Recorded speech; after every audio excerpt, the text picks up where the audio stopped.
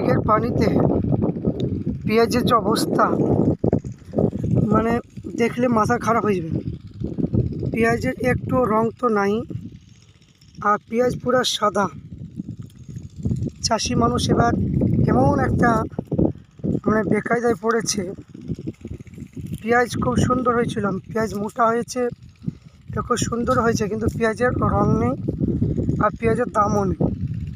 পেঁয়াজের দাম যেমন নেই তেমনি পেঁয়াজের রঙও নেই, এবং পেঁয়াজের মানে কালারও শেষ, মানে পেঁয়াজ উঠছেও না ভালো। আর এই দেখেন, এই যে পেঁয়াজের রং নেই, ঢং নেই। আর পেঁয়াজের তো মানে বাজারে হচ্ছে এখন 4 টাকা 5 টাকা, আর বস্তার দাম হচ্ছে 40 টাকা।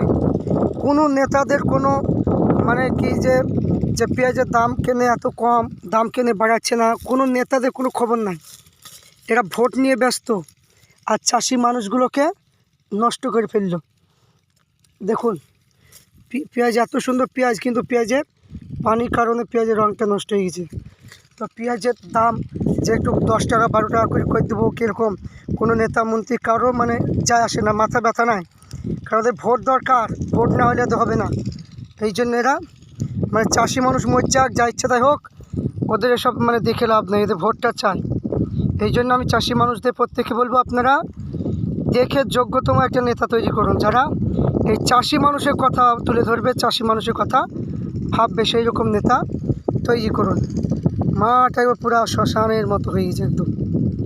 দেখুন চারিদিকে খাঁ খাঁ খাঁ খাঁ করছে সব একদম। এত এই যে ট্রাক্টরে পেঁয়াজ লোড হচ্ছে,